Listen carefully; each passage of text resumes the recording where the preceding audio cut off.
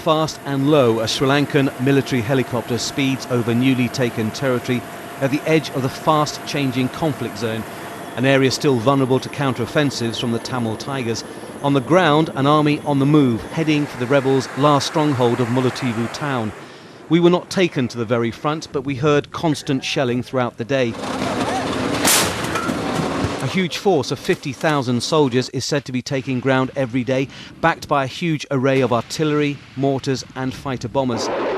The military claim they could finish the war within days if they weren't intent on avoiding civilian casualties.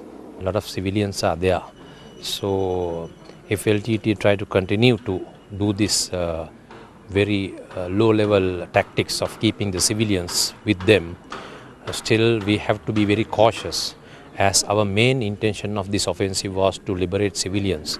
So even if we take little time to take civilians zero casualty, we might have to do that. I think there are civilian casualties happening.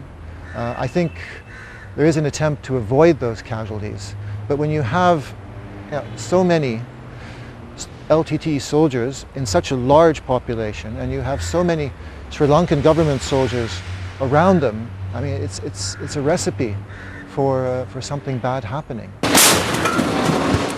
But the Tigers are fighting back.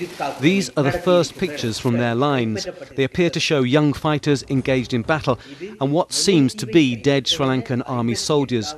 There is no independent verification of these pictures, when or where they were taken, but we were informed they were recorded over the last 10 days in Mullaitivu district, and if authentic, they give a different side to the story, a side which shows the rebels haven't given up. But a highly confident Sri Lankan army has been giving media tours lately to journalists from India, where the government is concerned about the well-being of Tamil civilians. This is the hospital in Kilinochchi, the former Tigers' de facto capital, which shows no sign of war damage. Proof, says the army, that they are not targeting civilians. Then once we captured... In slideshow briefings, they present pictures of dead Tiger fighters and captured weapons, but they don't include any heavy weapons, such as artillery and mortars, which defence analysts know the rebels still have. Their problem is that not the weapon, but the man behind the weapon. They are lacking that, and lacking experience. The people behind those weapons are lacking experience. So they are resisting. A smell of victory maybe, but the government forces are suffering casualties as well, although they say they are losing one soldier for every 11 Tamil Tigers killed.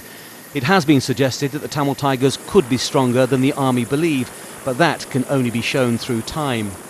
The military does appear incredibly confident at the moment, but insists they are not underestimating the Tamil Tigers. They've done that in the past and paid a price for it. And even though that doesn't seem likely this time, the Tamil Tigers are still well armed, desperate and dangerous. And that's a powerful combination to overcome.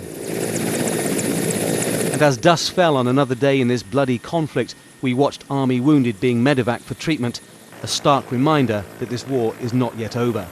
Tony Birtley, Al Jazeera, Kilinochchi, Northern Sri Lanka.